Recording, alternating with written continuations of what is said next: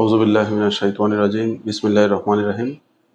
দরবার ঢাকার পক্ষ থেকে সবাইকে শুভেচ্ছা ও স্বাগতম। দরবার ঢাকায় আমরা নিয়মিত কোনো টপিক নিয়ে আলাপ করি। আমাদের আজকের টপিক হচ্ছে নারী বিষয়ক সংস্কার কমিশনের নারী ইস্যুটা, আর এটা হচ্ছে কোরআনে নারী ধারণা এবং আমাদের প্রচলিত ধর্মের মধ্যে ইসলাম বোঝাপড়ার মধ্যে নারী ইস্যুটা কীভাবে আছে, এবং আমাদের যে পুরো বৈশ্বিক যে নারীবাদের যে কনসেপ্টের সাথে কোরআনের কোন জায়গায় বিরোধ আছে, কোন জায়গায় মিলের ব্যাপারটা আছে। মানে সার্বিক ইস্যুটা হচ্ছে আমাদের নারী ইস্যুটা আর কি, এটা নিয়ে আমরা আলাপ করবো। তো আমরা প্রথমেই আমরা বলি যদি যে আমরা দেখলাম যে বর্তমানে একটা খুব ফেসবুকে খুব ভাইরাল একটা ব্যাপার, যেটা হচ্ছে এই 2024-25 সালে যে নারী বিষয়ক সংস্কার কমিশনের প্রস্তাবনা যে দিছে বর্তমান সরকারের কাছে। তো এর মধ্যে আসলে যারা যে মূল যে ব্যাপারটা, সবগুলো ব্যাপারে খুব গুরুত্বপূর্ণ, ভালো যে সমাজে নারীর ভূমিকাটা, নারীর অবস্থানটা, সুরক্ষা, নারীর মানে ঘরের ভিতরে, ঘরের বাহিরে, তার মানে অফিস আদালত, মানে সার্বিক সব জায়গায়, পেশাগত জীবনে সব জায়গায় তার জন্য নিরাপত্তা হয়, সুরক্ষা হয়, এবং তার অধিকারটা যেন টিকে থাকে, তার জন্য কর্তা সত্তাটা দিয়ে টিকে থাকে ভালোভাবে। এটা নিয়ে তারা খুব ফোকাস করছে। তো এটার সাথে কোনো দ্বিমত নাই, এটা খুব আরো গুরুত্বপূর্ণ ব্যাপার। তা আমরা দেখলাম যে যখন সম্পত্তিতে নারীর সমান অধিকারের ব্যাপারটা নিয়ে আলাপ হইলো যে নারী বিষয় সংস্কার কমিশনে, তখন আমাদের ধর্মবেত্তা যারা আছে বাংলাদেশে, তারা এটা দ্বিমত করতেছে, তারা এটার বিরুদ্ধে অবস্থান নিছে। এখন কথা হচ্ছে আসলে আমরা মানে কোরআনে নারী ধারণাটা কেমন, আমরা এটা দিয়ে আমরা বুঝবো যে আসলে দুই পক্ষ নারী বলতে কি বোঝায়, এটা আমরা আলাপ করবো আর কি আজকে। কোরআনের শুরুতেই যখন বলে যে আল্লাহ বলতেছে যে ফেরেশতা আমি পৃথিবীতে আমার প্রতিনিধি প্রেরণ করব। তো ওই প্রতিনিধি যে প্রেরণ করব, যে খলিফা যে শব্দ প্রতিনিধি, যেটা এই প্রতিনিধি শব্দের মধ্যে কিন্তু আসলে আল্লাহ ভাগ করে নাই যে পুরুষ হবে, নারী হবে, না থার্ড লিঙ্গ হবে, না কি হবে, স্রেফ একটা মানুষ। ওই মানুষ কনসেপ্টটা, ওই খলিফা কনসেপ্টের মধ্যে কিন্তু নারী পুরুষ উভয়ই আছে, এবং এটা একটা গুরুত্বপূর্ণ ব্যাপার।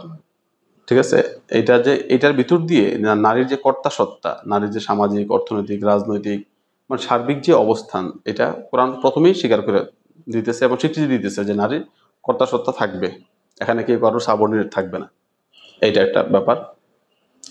আর একটা হচ্ছে যে কোরআনে সূরা 4 নম্বর সূরা হচ্ছে সূরা নিসা, মানে নারী নিয়ে, নারীত্ব নিয়ে।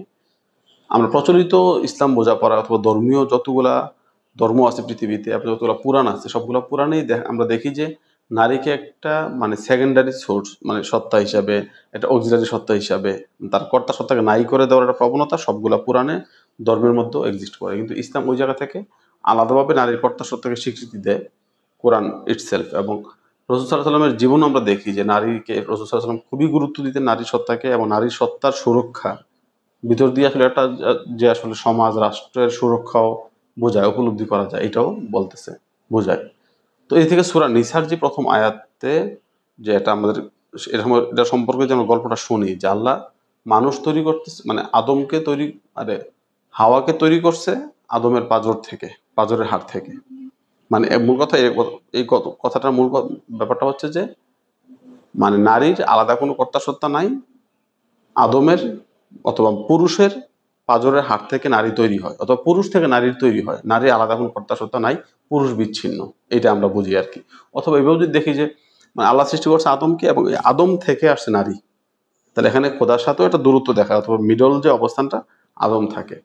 তো কোরআনে সূরা নিসার যে প্রথম আয়াতটা, এখানে যে আল্লাহ যখন বলে যে আমি একটা নফস থেকে তোমাদের সৃষ্টি করেছি, হ্যাঁ, এবং সেখানে যে শব্দের ব্যাপার নফসিন ওয়াহিদা, এটা একটা স্ত্রীবাচক শব্দ, অথবা এটা স্ত্রীবাচকতা এটার মধ্যে আছে, যে নফসেন ওয়াহিদা আসলে এটা একক সত্তা, এটা না পুরুষ না নারী, মূলত এটার এর বাইরে গিয়েও এটা লিঙ্গ আকারে আসলে এটা শব্দটা স্ত্রীবাচক শব্দ।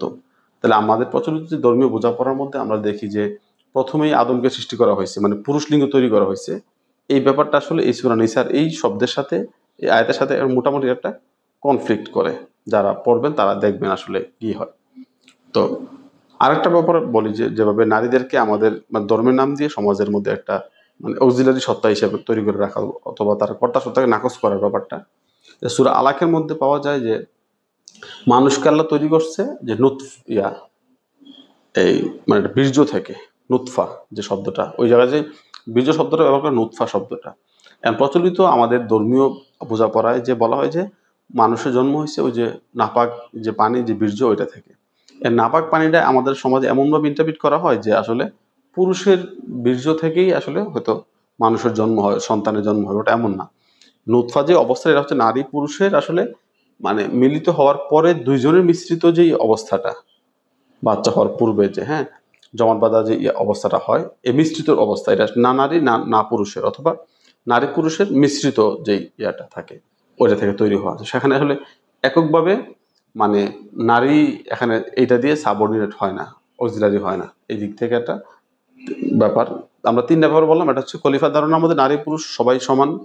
আরটা হচ্ছে কোরআন যখন বলতেছে যে সূরা নিসার প্রথম আয়াতের মধ্যে যে নফসান ওয়াহিদা থেকে তৈরি করা হয়েছে একক সত্তা, এটা আদম মানে পুরুষবাচক না বরং নারীবাচক। এটা হ্যাঁ। আরেকটা হচ্ছে যে নুতফা শব্দটা যে বীর্য, এটা আসলে শুধু পুরুষের না, নারী পুরুষের মিশ্রিত যে ইয়াটা থাকে, পানি বাটর থাকে, এটা থেকে মূলত মানুষের জন্ম হয়। তো এই দিক থেকে এটা খুব এটা গুরুত্বপূর্ণ ব্যাপার। আরেকটা হচ্ছে আমরা দেখি যে কোরআনে এই আরব সমাজ একটা ব্যাপার খুবই গুরুত্বপূর্ণ ফিলোসফিক্যালি, যে কোরআন যখন আলাপ করে, কোরআন কিন্তু তার সমাজে কনটেক্সট থাকে, ওই কনটেক্সটের উপর দাঁড়িয়ে এটা বয়ান তৈরি করে, এটা বৈশ্বিক বয়ান দেয়।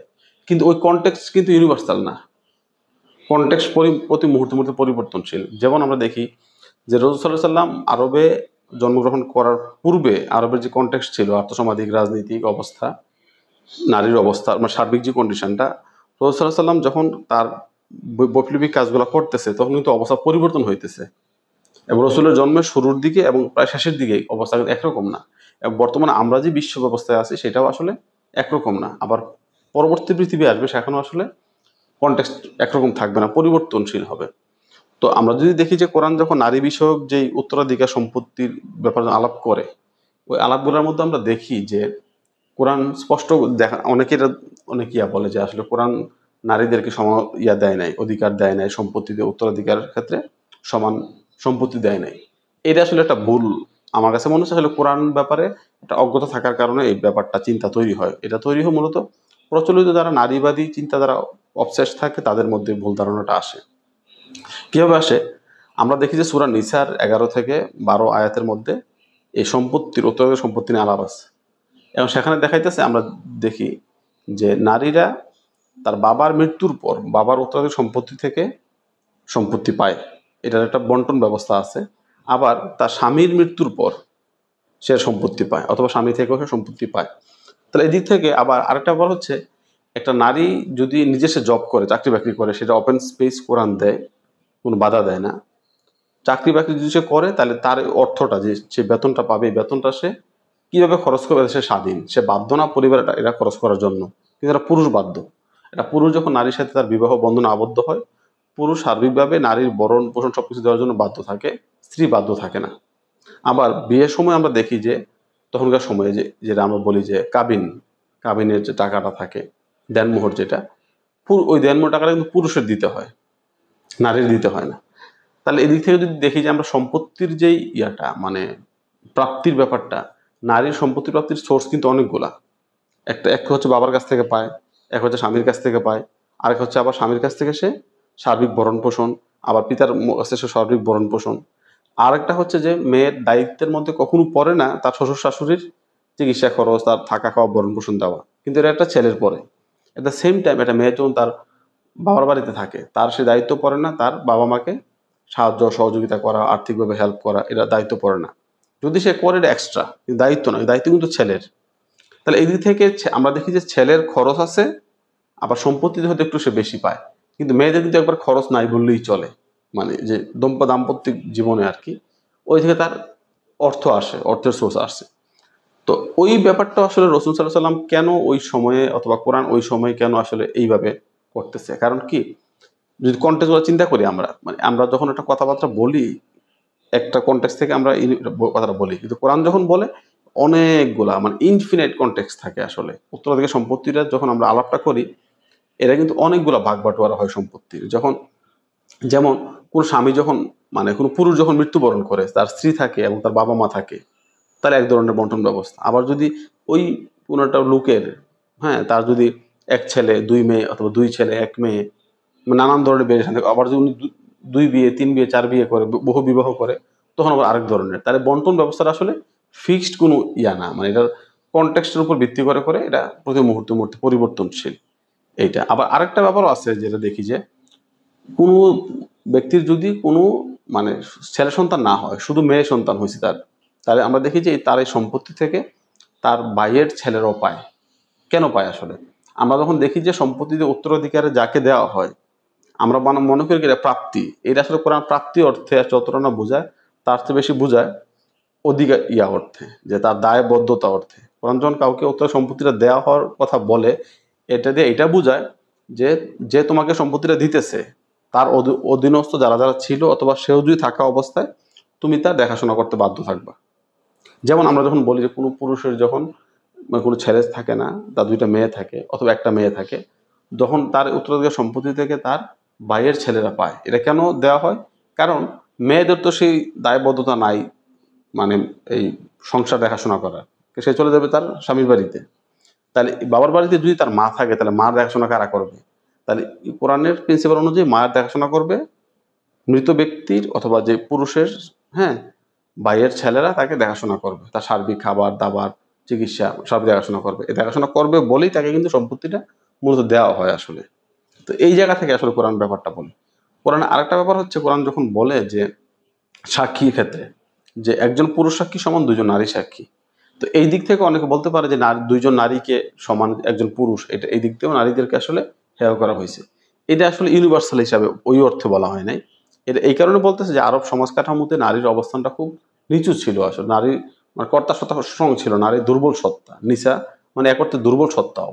এখন যখন কোনো নারী দুর্বল সত্তা থাকে, কোনো একটা বিচারিক সাক্ষ্যর মধ্যে যখন সে যায়, তখন দুর্বল কোনো মানুষকে, দুর্বল কোনো সত্তাকে যে কোনো ব্যক্তি তার সিদ্ধান্তকে ম্যানিপুলেট করতে পারে। তো এই কারণে মূলত যেন ম্যানিপুলেশনটা না করার স্কোপটা যেন কমে যায়, এই কারণে মূলত 2জন নারীর কথা বলা হয়েছে, মানে দুর্বল হওয়ার জায়গা থেকে। এখানে জেন্ডার আকারে এটা বলা হয়নি। আর কোরআন কিন্তু সব জায়গায় নারীকে জেন্ডার হিসেবে ওই অর্থ ডিল করে, মানে অনেকগুলো স্পেকট্রাম আছে আলাপগুলোর, যে মানে কোন কোন কনটেক্সটে কিভাবে কিভাবে করতেছে। আপনারা যারা উত্তরাধিকার সম্পত্তি নারী পুরুষের ভাগ বন্টন নিয়ে আলাপ করতে চান, তখন আপনারা দেখবেন যে কতগুলো কনটেক্সট থেকে আলাপটা করতেছে, এবং প্রত্যেকটা কনটেক্সটে কিন্তু চেঞ্জ হইতেছে, উত্তরাধিকার সম্পত্তির ভাগ বন্টনটা চেঞ্জ হইতেছে। তো এই সার্বিক বিষয়গুলো মাথায় রেখে আসলে এই কোরআনে আলাপটা করতে হয়। আর প্রচলিত যে, এখন আমি বলি যে প্রচলিত যে নারীবাদের যে ধারণা, প্রচলিত নারীবাদের ধারণার সাথে আমাদের যে ধর্মপন্থার যে নারীবাদ, এটার মধ্যে আকাশ পাতাল ফারাক। কারণ আমি আমার আমার অথবা আমাদের কোরআন উপলব্ধি অনুযায়ী প্রচলিত ধর্মীয় যারা ব্যাপার নিয়ে, ধর্ম নিয়ে আলাপ করে নারী বিষয়ে, আর যারা চরন্ত নারীবাদী আলাপটা করে, তারা কারোরই আসলে আমার মনে হয় না যে তাদের জগৎটা কোরআন থেকে উদ্ভূত। নারী বিষয়ক ধারণাটা দুইটাই আসলে কোরআন বিচ্ছিন্ন, যেখানে স্পষ্ট কোরআন নারীর কর্তা সত্তাকে স্বীকার করে, নারীকে খলিফা আকারে স্বীকৃতি দিতেছে। তো সেখানে কেন আমরা নারীদেরকে নানান পর্দার নাম দিয়ে, বোরখার নাম দিয়ে, নানান কিছু নাম দিয়ে সমাজ নারীদের কর্তা সত্তাকে খাটো করতে ছোট করে ফেলি? কোরআন রাসূল সাল্লাল্লাহু আলাইহি ওয়াসাল্লাম তার বিদায় হজের ভাষণে বলতেছে যে তোমাদের মধ্যে শ্রেষ্ঠত্ব হবে যোগ্যতার ভিত্তিতে, জাতি ধর্ম গোত্র এর উপর ভিত্তিতে না। তোমাদের যে যোগ্য সেই তোমাদের নেতা হবে। সেখানে মানে সাদা কালো, হ্যাঁ, কুরাইশ হাশিমি এই ধরনের গোত্রবাদ থাকবে না যোগ্যতার ভিত্তিতে।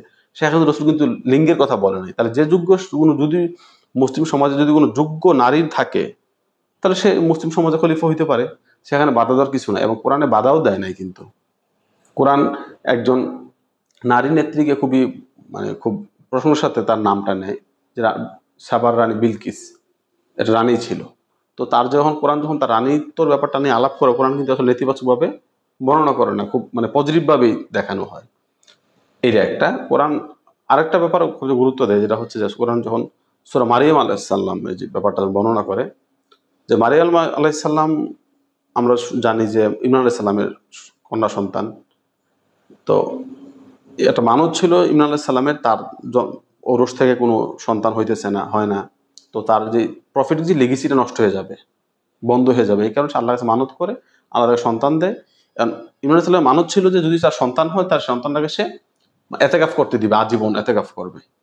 তো ওই জায়গায় তার মেয়ে সন্তান হয়, কন্যা সন্তান হয়, হওয়ার ফলে তাকে মসজিদে এতেকাফ করতে দেওয়া হয়, তখনকার সময় মসজিদে এতেকাফ করে। তো এই যেই সমাজে আমরা আজ থেকে রাসূল সাল্লাল্লাহু আলাইহি ওয়াসাল্লামের জন্মের প্রায় 500 থেকে 600 বছর পূর্বে ঈসা আলাইহিস সালামের জন্ম, তখনকার সময়ে একটা নারী মসজিদে এতেকাফ করে এবং মরিয়ম সাল্লামকে আল্লাহ বলতেছে, মরিয়ম তুমি রুকুকারীর সাথে রুকু করো, তার মানে জামাতে নামাজ পড়ো কথায় বলতেছে। তাহলে রাসূলুল্লাহ সাল্লাল্লাহু আলাইহি ওয়াসাল্লামের জন্মের 500-600 বছর পূর্বে মারিয়াম আলাইহিস সালাম মসজিদে এতেকাফ করে, তাকে মসজিদে নামাজ পড়তে বলতেছে, রুকু করতে বলতেছে। আর আমরা সেই সমাজ কাঠামোতে আমার ধর্ম ব্যাখ্যাকাররা এমন একটা অবস্থা নিয়ে আসছে আমাদেরকে, যেখানে নারীরা মসজিদে যেতে পারে না। যেমন মনে হয় জুমার নামাজ, ঈদের নামাজ হইলে মনে হয় যে এই নামাজগুলো শুধু পুরুষের। এবং আমরা যদি দেখি মসজিদগুলোও যদি আমাদের দেখি, মানুষের পুরুষের মসজিদ ভাগ ভাগ করে ফেলছে। তো এগুলো আসলে ঠিক ওই অর্থে মানে কোরআনিক প্রিন্সিপাল অনুযায়ী না আর কি। এটা একটা ব্যাপার।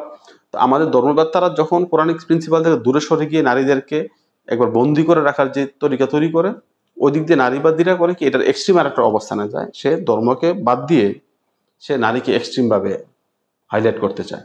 যেমন আমরা দেখি যে যারা ধর্মবেত্তারা তারা নারীদেরকে একবারে পর্দার মধ্যে রাইখা একটা মহল বানায় ফেলে। মানে নারী যখন বাহিরেও যায়, সে আসলে একটা মহলই যায়, আসলে একটা বদ্ধ রুমের মতোই যায়, তার অবস্থানটা এভাবে যায়। মানে সে একটা কম্পার্টমেন্ট হয়ে বাইরে যায়, মানে তার বাহিরটা আসলে আলটিমেটলি ভিতরেই, যখন সে বোরখার মধ্যে আবদ্ধ থাকে। এটার এক্সট্রিম যে অবস্থাটা, যে এক্সট্রিম নারীবাদী যারা করে, তারা করে কি নারীদেরকে এমনভাবে উলঙ্গ অবস্থায় সামনে হাজির করে। হ্যাঁ, এটাও আসলে একটা কমোডিটি, নারীকে পণ্যায়ন করা, নারীর প্রত্যেকটা অর্গানকে সৌন্দর্য চিহ্ন হিসাবে তৈরি করা এবং এটাকে দেখানো, দেখিয়ে বিভিন্ন পণ্য বিক্রি করা, যে এটার জন্য এই বডির এই অর্গানের জন্য এইটা, এই হ্যাঁ এই সাজগুজ ব্যাপারটা করতে করতে নারীকে পুঁজিবাদ এক্সট্রিমলি পণ্য বানায় ফেলে। আর ওই দিক দিয়ে নারীকে পবিত্রতার নাম দিয়ে সব ঘরে বন্দি করে রাখে। দুইটাই আসলে কোরআন বিচ্ছিন্ন এক্সট্রিম। আমরা যদি দেখি যে রাসূল সাল্লাল্লাহু আলাইহি সাল্লামের নারী ধারণা অথবা তার সাথে যেই জড়িত যারা নারীরা, তারা খুবই বোল্ড, তারা কথা খুবই স্ট্রং। মা খাদিজার গল্প আমরা জানি, উনি আরবের বিশাল বড় ব্যবসায়ী ছিল। হ্যাঁ, এবং ব্যবসায়ী তো ছিল, এবং রাসূল সাল্লাল্লাহু আলাইহি সাল্লামকে বিয়ে করার জন্য মা খাদিজা অফার করে রাসূল সাল্লাল্লাহু আলাইহি সাল্লামকে, যেটা আমরা কল্পনা করতে পারি না। আমাদের সমাজে এদের শব্দ যেটা বলি আমরা, যে একটা সময় ছোটবেলা শুনতাম যে ছেলেরা বিয়ে করে, মেয়েরা বিয়ে বসে। এখন কিন্তু শব্দটা চেঞ্জ হয়েছে, এখন মেয়েরাও বলে যে আমরা বিয়ে করি। এই যে বিয়ে করা এবং বসা, এর মধ্যে কিন্তু কর্তা সত্তার হেরফের হয়ে যায়। বিয়ে করা যে করে সে কর্তা সত্তা থাকে, আর যে বিয়ে বসে তার কর্তা সত্তা থাকে না। ঠিক এইভাবে আর কি। কিন্তু বর্তমানে এটা চেঞ্জ হয়েছে অবস্থাটা। আমরা যদি দেখি যে রাসূল সাল্লাল্লাহু আলাইহি সাল্লামের জীবনে আরেকটা নারী চরিত্র মা আয়েশা রাদিয়াল্লাহু আনহা, খুবই স্ট্রং। আমরা দেখি যে উষ্ট্রের যুদ্ধ নামের একটা যুদ্ধ আছে মুসলিমদের মধ্যে, যেটা মা হযরত আলী রাদিয়াল্লাহু আনহুর সাথে মা আয়েশার যুদ্ধ হয়।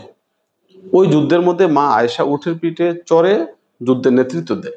তাহলে যেই মা আয়েশা আজ থেকে 1400 বছর পূর্বে উটের পিঠে চড়ে যুদ্ধের নেতৃত্ব দেয়, ওই সময়কার সবচেয়ে মোটামুটি আরবের দ্রুতগামী বাহন। তাহলে বর্তমান জমানায় যেটা হতে পারে এরোপ্লেন অথবা ট্রেন, বড় ধরনের যা দ্রুতগামী বাহন। তাহলে আমাদের সমাজে এখনো যে ইসলামের নাম দিয়ে কিন্তু আমরা দেই না কোনো মেয়ে ট্রেন চালাবে, প্লেন চালাবে, হ্যাঁ নৌকা চালাবে, বুট করবে। কেন করতে পারি না? আসলে আমরা আসলে ধর্মের যে মূল সেন্সটা আমরা ধরতে পারি নাই। আমরা ধর্মের নাম দিয়ে নারীকে দূরে সরিয়ে ফেলতেছি, আবার এট দ্য সেম টাইম আমরা পুঁজিবাদের নাম দিয়ে নারীকে এক্সট্রিমলি নিয়ে আসতেছি, মানে পণ্য বানায় ফেলতেছি। দুইটাই আসলে কোনোটা নারী থাকে না। আমাদের সমাজে নারী ব্যাপারটা, নারীকে এমনভাবে পোর্ট্রেট করা হয়, ধর্মপন্থী গ্রুপ এবং ধর্মবিদ্বেষী গ্রুপ নারীবাদীরা, দুইটাই নারী বলতে বোঝায় পোশাক।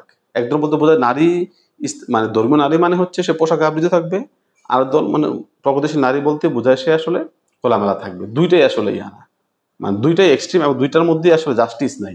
এবং দুইটার মধ্যেই যে নারীর যে রিয়েল যে সত্তা, এটা নাই।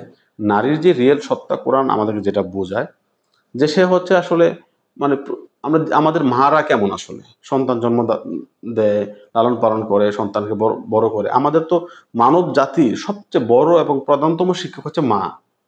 এটা হচ্ছে নারীর সবচেয়ে বড় গুণ, কোয়ালিটি। সন্তান জন্ম দেয়, প্রসেসিং এর মধ্যে নিয়ে আসে, এবং সন্তানটাকে পৃথিবীতে হাঁটার, চলাফেরা করার যোগ্য করে তোলে। মানে এটা আতুরঘর, মানে মানব জাতির আতুরঘর হচ্ছে মা।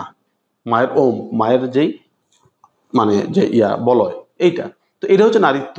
এর বাইরে গিয়ে যে আমরা নারীর মানে যে নারীর যে পোর্ট্রেট করা হয়, আমরা এটা নারী বিশাল জব করতেছে, এই করতেছে, সেই করতেছে, এগুলো আসলে ফেক, মানে ফেক প্রজেকশন নারী সম্পর্কে, এটা পণ্যায়ন করা। কারণ আমরা জানি এটা যতই আমাদেরকে নারীবাদের বলি, আমরা আসলে একটা অফিস আদালতের মধ্যে যখন পুরুষরা অনেকদিন যাবত জব করে সে ক্লান্ত হয়ে যায়, তখন ওই অফিসগুলোর মধ্যে আসলে মেয়েদেরকে মানে সুন্দরী মেয়েদেরকে সামনে আনানো হয়, যে জন্য, যে অফিসের সেক্রেটারি যেন পুরো সহকর্মীরা ক্লান্ত না হয়, দ্রুত সে বাসায় না যায়, সেই জন্য অফিসে থাকে। তো এই জন্য যে নারীকে আসলে যেটাকে বলে লিবিডিনাল ইকোনমি, যে আপনারা যারা ফ্রয়েড পড়বেন এবং ফ্রয়েডের লিবিডোনিয়া জানাশোনা আছে এবং অর্থনীতি, যে লিবিডাল ইকোনমি মানে হচ্ছে যে অর্থনীতির মধ্যে যে অথবা গার্মেন্টস ফ্যাক্টরিতে অথবা এই যে ইন্ডাস্ট্রির মধ্যে পুরুষ শ্রমিকদেরকে কিভাবে আটকে রাখা যায় ইন্ডাস্ট্রির মধ্যে, এরা যেন নারীকে নিয়ে আসা হয়েছে পুরুষদেরকে আটকে রাখার জন্য। এটা যতটা না নারীর ক্ষমতা তার চেয়ে বেশি কিন্তু হচ্ছে আসলে পুরুষ শ্রমিকদেরকে আটকে রাখা। কেন? ওই যেটা এই যৌনতার একটা লিপ্সা তৈরি করার ভিতর দিয়ে। হ্যাঁ, কিন্তু আমি এর মধ্যে এটা বলতেছি না যে নারীদেরকে মানে শ্রমজীবী হবে না, কর্মজীবী হবে না, সেটা স্বাধীন পেশা চুজ করবে। অবশ্যই চুজ করবে, কিন্তু তার পোশাক আশাক তার কর্তা সত্তাকে ঠিক রেখে, তার কর্তা সত্তা যে সে চুজ করবে সে কি পোশাক পরবে, কিভাবে চলবে ফিরবে, তাকে এক্সট্রা কোনো ধর্মের নাম দিয়ে কিংবা আধুনিকতার নাম দিয়ে কেউ চাপাই দিবে না তুমি এটা পড়ো ওইটা পড়বে না। এগুলো হচ্ছে বুলশিট আইডিয়া যে যারাই করুক। তো এই দিক থেকে আসলে কোরআনে যে নারীর সমতা বিষয়ে যে আলাপটা হয়, কোরআন নারীকে আসলে সমতা অসমতা না, এর চেয়ে বেশি কিছু জায়গাতে চিন্তা করে। নারীকে মানে যখন খলিফা বলে ফেলছে নারী হচ্ছে আল্লাহর খলিফা, তো সেই জায়গায় নারী অলরেডি সে বড় ধরনের যে আমরা এই যে এই ব্যাপারটা। তো সবার কাছে আহ্বান থাকবে যে আপনারা আসলে যখন ধর্ম নিয়ে আলাপ করতে যাবেন তখন আসলে কোরআনটা থেকে কোরআন আসলে কি বলে, কোন হুজুর মাওলানা কি বলে এটা জানবেন না আসলে। কারণ ধর্মের সাথে প্রচলিত মানে কোরআনের সাথে অথবা যে কোনো ধর্মগ্রন্থের সাথে ওই ধর্মের অনুসারীদের আকাশ পাতাল ফারাক, আকাশ পাতাল। এই কারণে সবার কাছে অনুরোধ থাকবে যে কোনো বিষয় পড়াশোনা করার জন্য যে কোনো ধর্মের শুরুতে টেক্সটটা পড়বেন, এই ধর্ম সম্পর্কে ধর্মকর্তা কি বলছে, ব্যাখ্যাকার কি বলছে, এগুলোতে যাবেন না। কারণ এগুলোতে গেলেই আসলে ওইগুলোর আসলে বিকৃত ভাষণ আমরা দেখি, ওটা রিয়েল রূপটা আমরা পাই না। সবাইকে ধন্যবাদ। আসসালামু আলাইকুম।